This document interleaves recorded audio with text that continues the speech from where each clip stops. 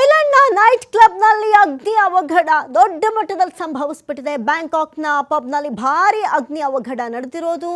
27 ಮಂದಿ ಎಂಜಾಯ್ ಮಾಡೋಕ್ಕಾಗಿ ಸಜೀವ ದಹನ ಆಗಿಬಿಟ್ಟಿದ್ದಾರೆ. 63 ಜನರಿಗೆ ಗಾಯಗಳಾಗಿದೆ.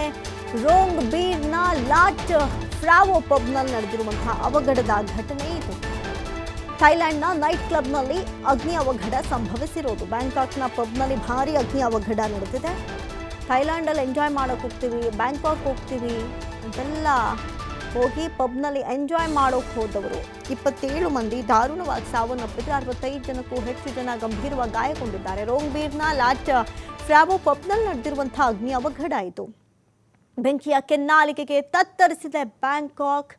ಜನ ಗಾಬರಿಯಿಂದ ಓಡ್ ಹೋಗಿದ್ದಾರೆ. ಆದರೂ ಬೆಂಕಿಯ ಕೆನ್ನಾಲಿಗೆ ಇಮಿಡಿಯೇಟ್ ಆಗಿ ವ್ಯಾಪಿಸ್ಬಿಡ್ತು.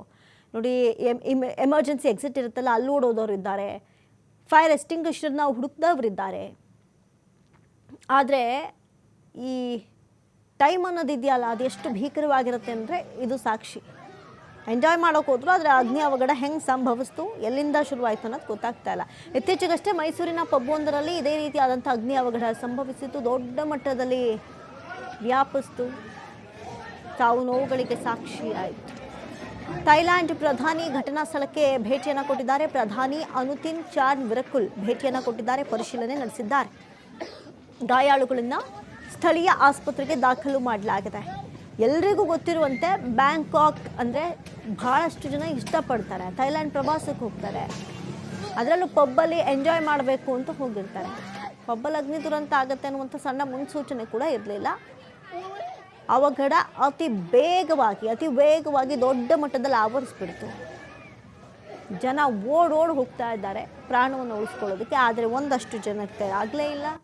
27 ಜನ